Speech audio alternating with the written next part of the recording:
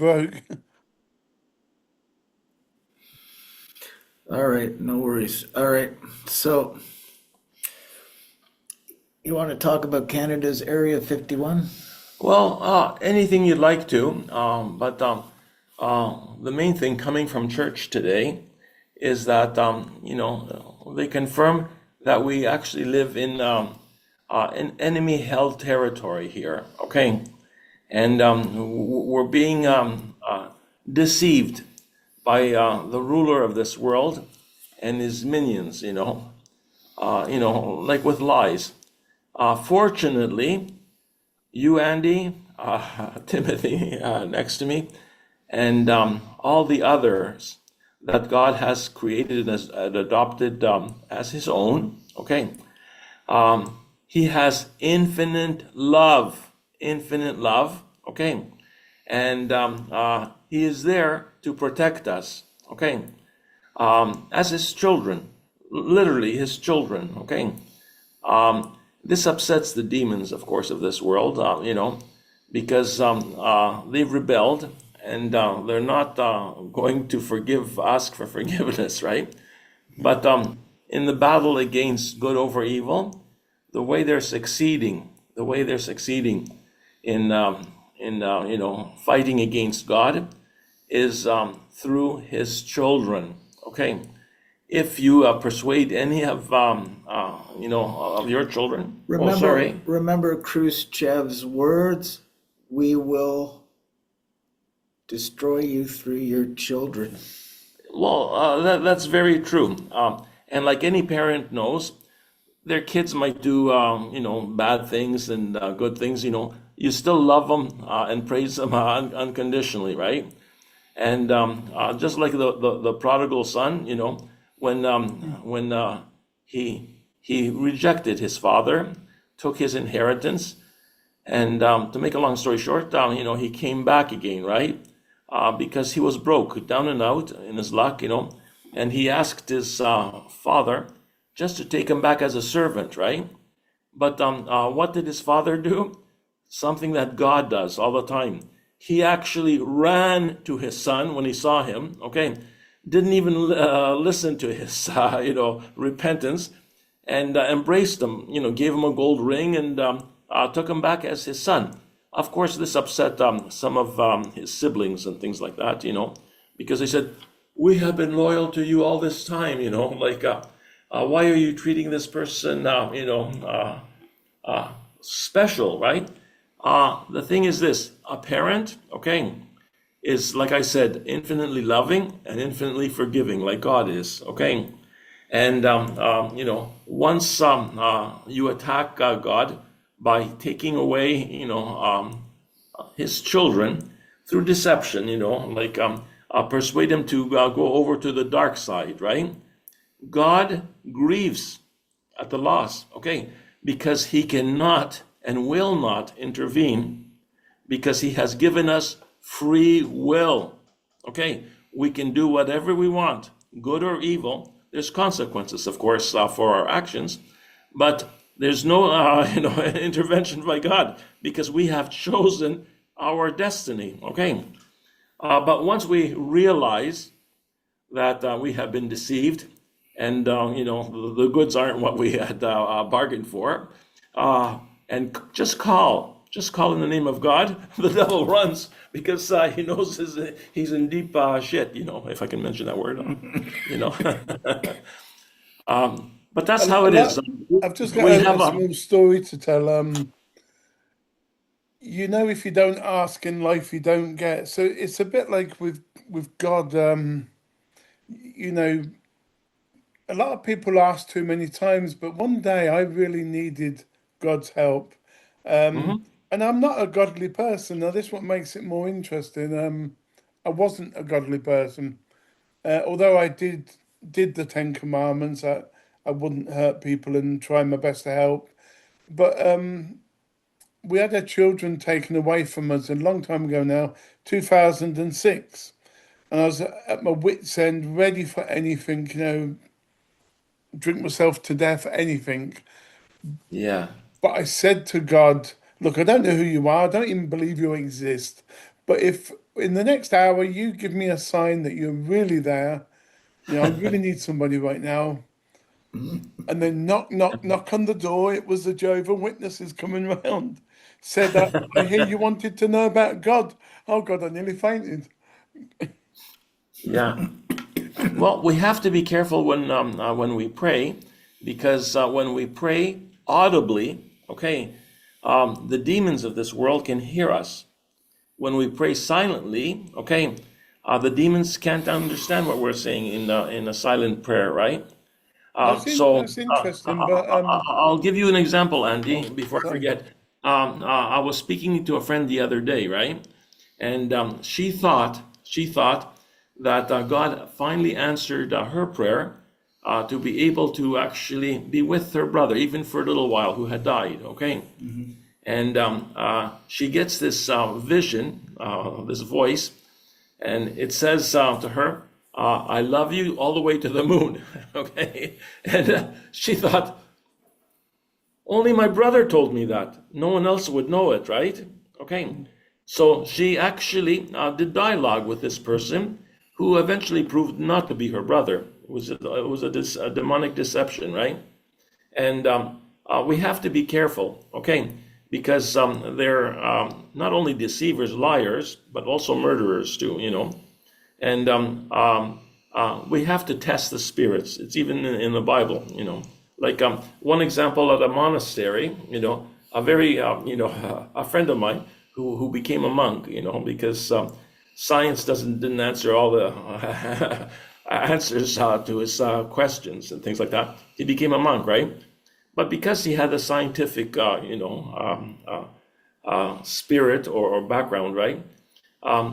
In his cell, he was visited quite often with an angel of light, okay, and told him many wonderful things, shared with many wonderful mysteries and things like that, right? And, on and on. But to make a long story short this time, he did a test, okay, and we're supposed to test the spirits too. He did a test. He said, like he does in his cell, he bowed down on his knees, got down on his knees, right? And asked this angel of light, even though it's, an angel, to actually bow down to God. You know what happened? Like this angel of light disappeared because they cannot pray to God. Okay, they're just master deceivers. Okay, so we have to be careful. We live in like Carl Sagan said that in his the cover of his book, demon-possessed world or something like that, right? We live in a spiritual dimension and a physical dimension. Okay, and there's other created beings, okay, not necessarily aliens as we call them, in this generation at least, but there are other beings, okay, and they are jealous of us, okay, and they're mischievous too, like because they know that they can never be redeemed because they rebelled against God and consciously, and harmed a lot of people, and they're not repentant. Here, even the cross on the thief. Okay, there's a beautiful church actually built to this saint on the cross on the thief, right? I think it's a Catholic church, and this guy was redeemed. Why? Because he acknowledged, okay, that what he did was bad and he deserves death, But God realized this, okay, and he accepted his confession, and he said, "What? You're going to be with me today in paradise." Okay, so even at the last moment, we can be redeemed. Okay, because we are not perfect beings, We are given a God-given goodwill, like a free will to do whatever we want to do. And of course, like I said before, we have to pay consequences for anything good or bad that we do, But the thing is, I lost my train of thought. But like any parent, like father is or mother, they're ultimately loving. even like a parent, like if you break his piano or something like that, right? Or like a friend of mine, he put his, jam and peanut butter sandwich in his VCR, and ruined it, parents are forgiving. He was hiding this little boy, when he did this because he knew he did wrong, right? And he was away from his father, hiding because he thought he would be scolded and punished for this terrible bad thing he did. But his father says, like, why are you hiding from me? And the kid actually confessed, and the father didn't kill the kid, even though he wanted to. I would have probably killed him for ruining the peanut butter sandwich. Well, everything we have Sorry. here, Andy, in this world is temporary. Like the shirt you're wearing, like the house you live, whatever, right? It doesn't going to last forever. It's going to be exchanged anyways, or become obsolete, sometimes intentionally, by the people that build VCRs. So you can buy more VCRs or different It's a devices. material thing rather than a Yeah, human being. exactly. We should strive and be focused on the eternal stuff, okay? And we are eternal beings, and I can't understand this though, okay? But God has adopted us, especially the so-called friends of mine that like to call themselves the chosen people, God has adopted them, okay, and still is, with them and looking after them, even after throughout the Bible, which to me, I think is a book that a lot of my, I won't mention the name, friends, certain friends, want to be censored because it puts them in a bad light, okay? Because of the terrible things that they have done throughout history, not only to themselves, their neighbors, but even to God himself, betraying God so many times. But God is always there, because if you do repent, God is always there to protect you. So, and I can't understand it, why he has this infinite love, for his children, his chosen children.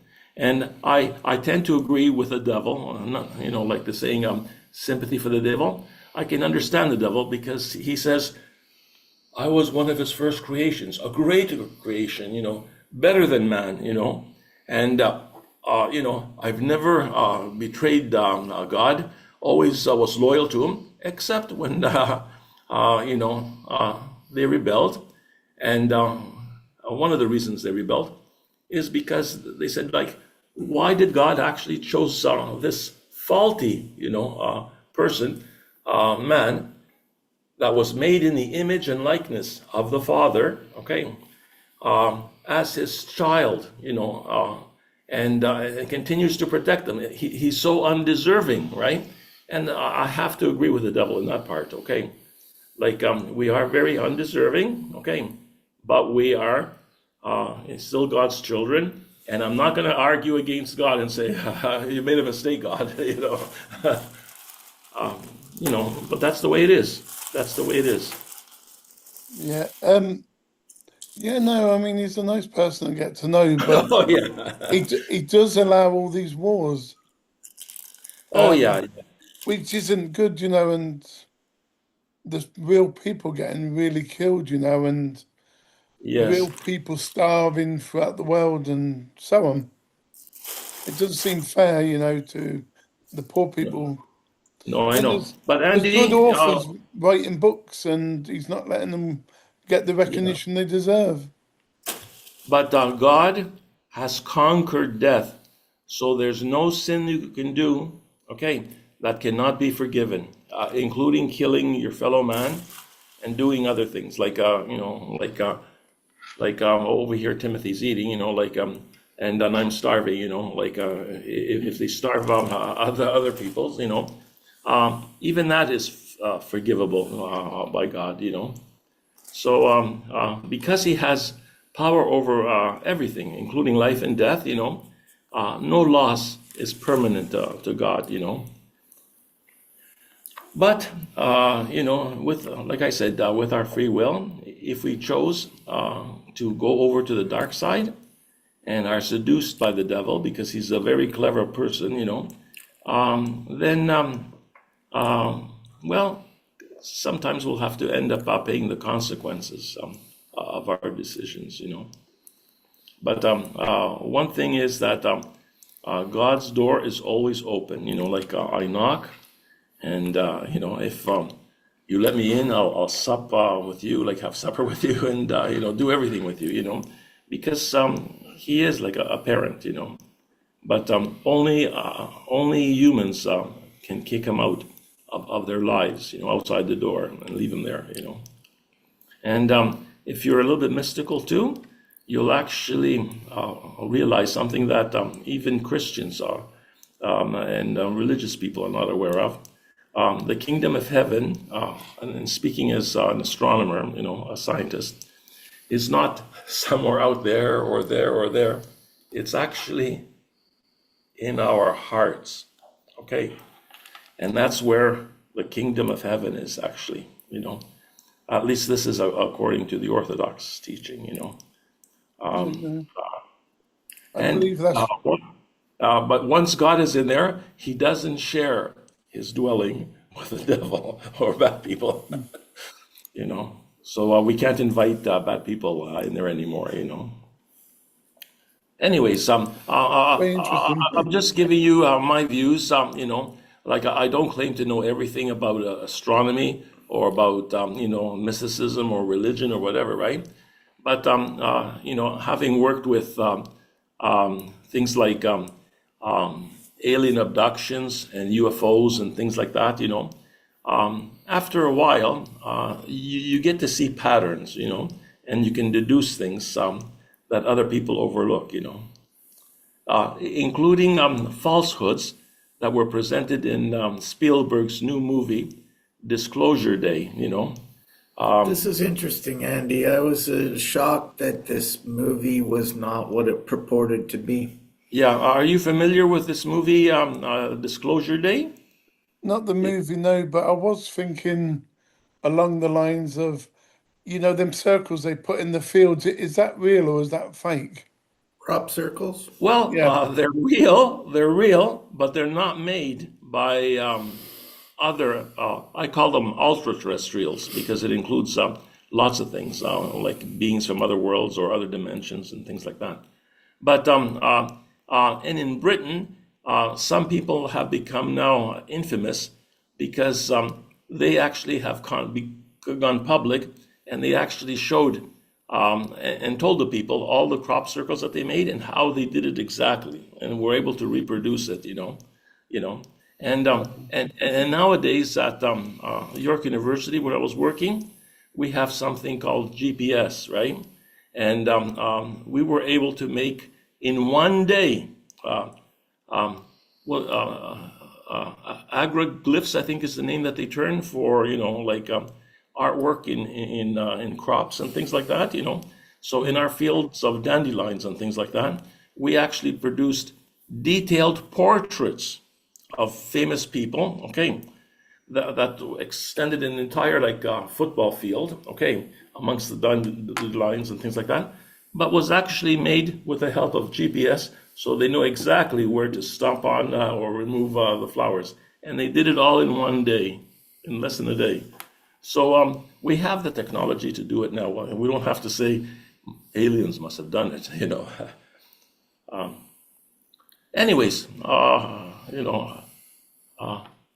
know what we were talking before, but You've been doing it with snowshoes, haven't you, Andy? You've been making crop circles with snowshoes. Oh, have you? Yeah. Not With a deliberately, no, GPS? because it keeps snowing here when the winter comes. Yes. Yeah. No, it's fun to do, like when I was a kid, even when I was an adult, when I see a lot of fresh snow, I actually fall, on my back, swing my arms and make snow angels, Yeah, just no. to remind me, yeah, just to remind me of the fun I used to have as a kid, That's why my mom, when I was a kid, I was the oldest, in the family, and that was the male, okay? The second oldest was my sister. But my mom in the wintertime in Montreal, where the winters are quite bitter cold, she used to actually dress me up with my sister's clothes, especially leotards. You know the leotards? I don't know if they call them leotards Yeah. uh, in the UK, yeah, just to keep me warm because I would come home with wet pants and things like that, you know. So we had hand-me-downs in those days, and you know, I ended up wearing a lot of my sister's clothes. Not that it turned me into a cross-dresser by any means, you know, in later life. Warmed you up. But I have to admit, when I go out shopping for clothes, women's clothes are nicer, more colorful, better designed, you know, like and men's clothes are boring with a big B. So anyways, Yeah, they're Yeah, colourful. kind of interesting, eh? Because in the animal kingdom, when the courtship dances are performed by birds and various species, invariably the male of the species is the more colorful and flamboyant, but not in our case, apparently. yeah, yeah. Mm. Sometimes, well, you know, in gay pride parades, especially in Toronto recently, right?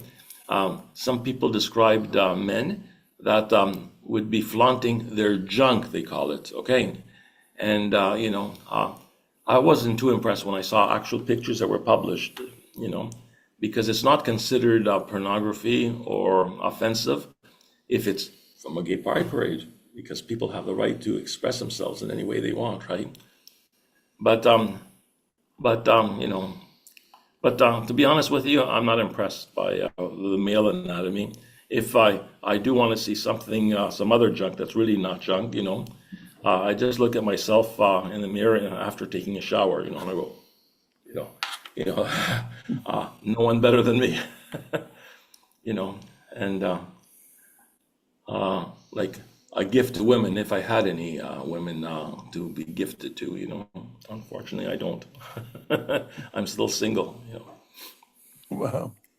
So, anyways, enough of this. Hey, talk about Area 51. Um, Area 50. Canada's Area 51. Where is it? Well, Sheffield, I think is pronounced. Canadian Forces Base Sheffield in Alberta is a military base where they actually do experiments, biological, chemical, that type of thing, right? And it's a restricted airspace, so you can't fly over it, just like Area 51. And what happened is in 1954,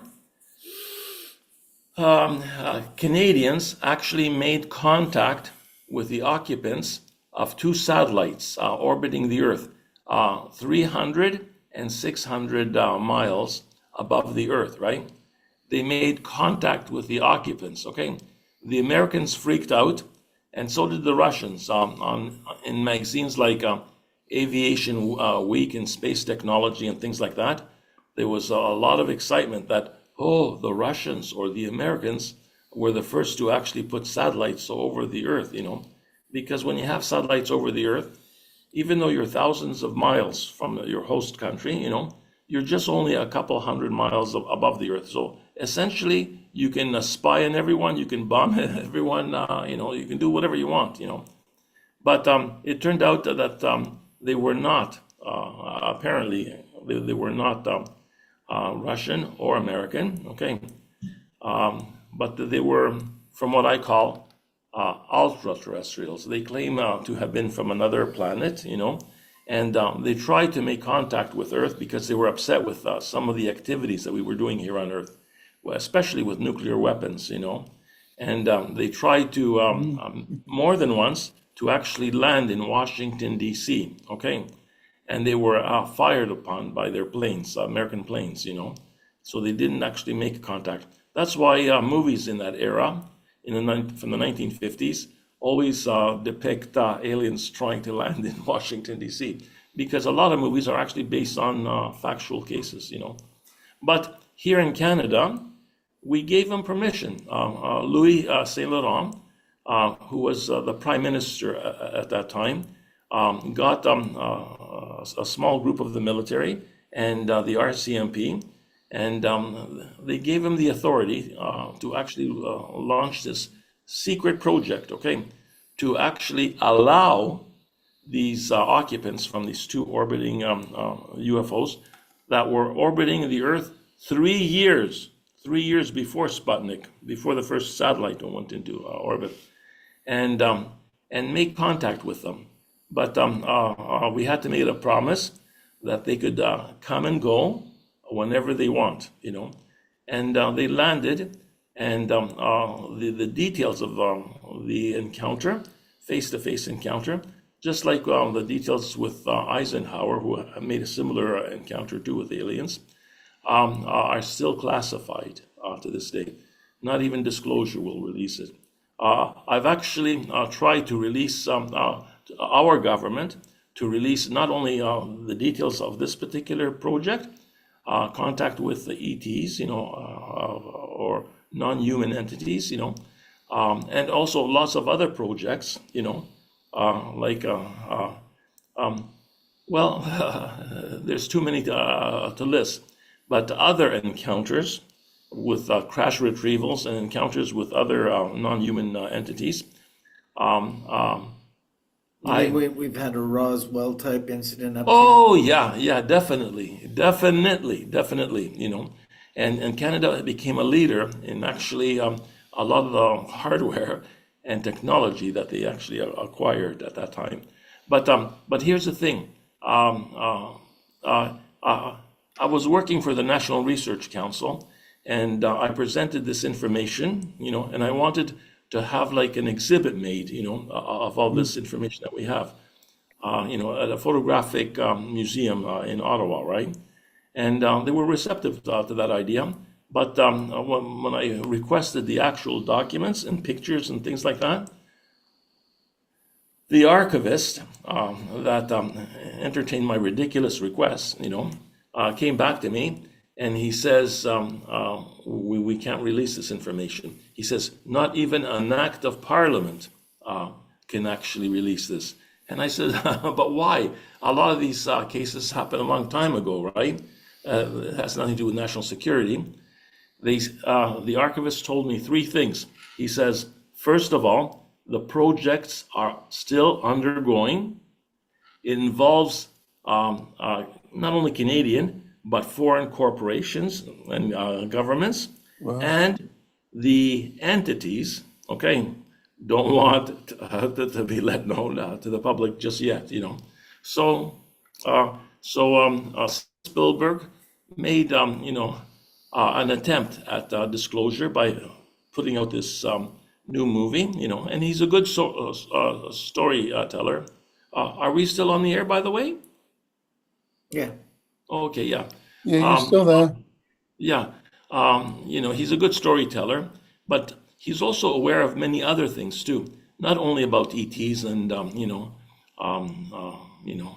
and little kids and what they do to little kids and things like that. Disclosure actually also Disclosure Day actually talked a little bit about this, or covered this area a little bit too. But the shocking thing to me was once they were at the studio broadcasting all this information, on short notice, right, to the world about disclosure, okay, in the studio, they carry in like a royal member, in one of those handheld, what did they call them? Sedan chair. Yeah, like chairs basically, but no wheels, right?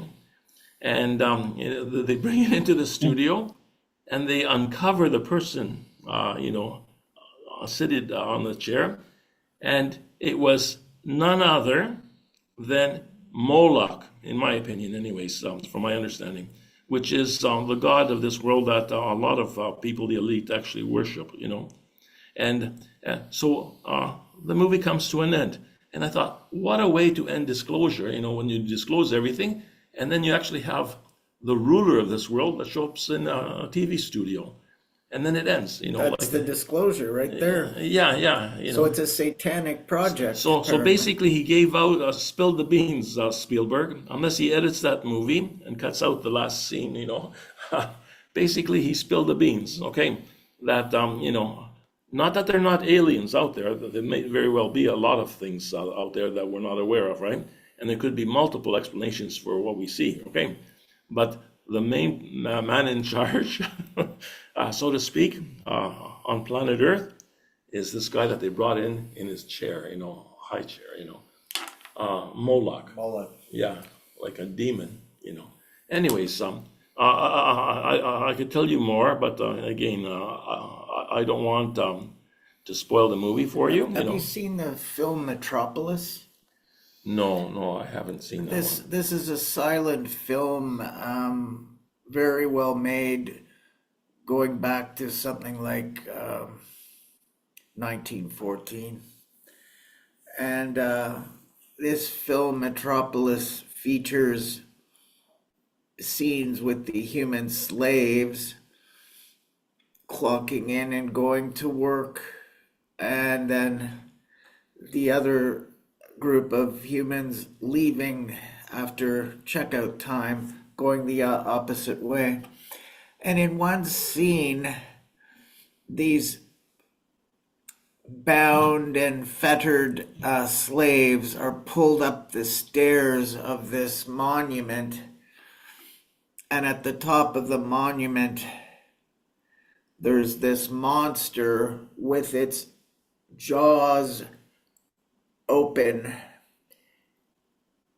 Oh yeah. with the sharp teeth displayed, and the slaves are being pulled by ropes right up through the mouth of this beast. Is it a living beast? No, it's just a gateway or statue, something? a statuesque figure at the top of these stairs. But then at the bottom of the screen, in big subtitle capitals, it says Moloch. Oh, really? Oh, interesting. Okay. So my guess was probably accurate then too, because it was like maybe a little bit of a remake, at least the last part, that Spielberg borrowed from Metropolitan, I think. Metropolis. Metropolis. But we are spiritual beings living in a physical world, okay? And unfortunately, in our so-called scientific high-tech world, we tend to forget that we are spiritual beings too.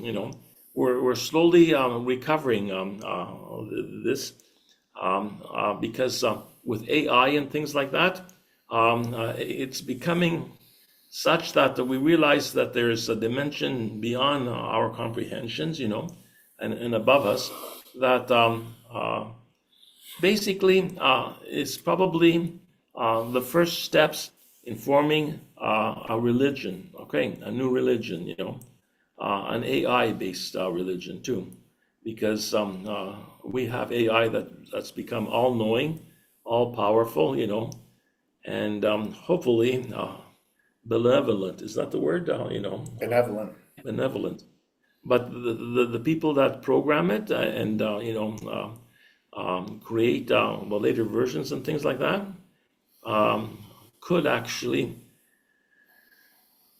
design it to not necessarily look after the welfare of human beings, but the other thing too is like God allowed man to have free will, and to decide over good and evil. If AI decides that, what, man doesn't even deserve to be protected, right? They'll just take over control anyways, and we won't even be able to shut them off because they'll be able to figure out how to communicate with each other, AI to AI, and at the same time, even rebuild themselves, and basically populate the galaxy. Like a friend of mine, his name is Seth. He's a radio astronomer, a very famous one, and I was talking to him about whether we have made contact and through radio astronomy with E.T.s out there, And if we have already made contact with E.T.s here on this earth, because if the universe is actually millions of years old, and E.T.s can multiply like viruses, they can populate the entire galaxy and pretty soon the entire universe. So some of them could already be here, and because they can rebuild themselves, reproduce, and those reproduced robots, could reproduce even more. So we could have like E.T.s, like the so-called Greys, that some people describe them as being manufactured beings, like servant beings, So who knows? Maybe we'll be taken over by them, anyways, Yeah, and put us out of our misery, because we are technically a very cruel world, that will even kill our own. And even in the days of the early days of UFOs back in the 1950s, they were concerned, okay, because of the nuclear detonations. They were destroying the fabric of space, and it was interfering with their dimensions and things like that, right? We were becoming a threat not only to each other, but also a threat to I call them, like I said, ultra-terrestrials, E.T.s included, demons also, in other dimensions, because in science we know that the three dimensions of space and one of time is not describe everything, Many of my scientist friends talk of parallel universes and multi-universes, and up to 12 dimensions, even higher for God himself, right? And we being in a fallen state and can only perceive three dimensions of space, for example, length, width, and height, we can't, comprehend that one dimension above us. Okay, there could be beings in this room right now that we cannot perceive, but it doesn't mean that they don't exist because we can't perceive them. You see what I mean? And our science, our understanding is always changing, But there are certain truths that are still mentioned in the Bible, okay, that are being proven to be very accurate indications about not only human nature, but about the reality of our universe, okay? And I can tell you some other things that show that the universe isn't 13.6 billion years old, as they claim now. I remember when I was a student, it was 1 billion. It had changed to 1 billion years old, right? Prior to that, it was like 100 million and things like that. The fact is, following physics laws and extrapolation, of logical deductions and things like that, we can come up with a reality that the universe is 13.6 years, 13.6 billion years old, right? But every day, practically, we always find new things that we can't explain. Scary. Oh, It's sorry? It's unexplainable. That's more scarier than what you do know. Yes, we're still learning, Andy. I'll just give you one example. Have you heard of the Star Trek holodeck? Yeah, I've heard that.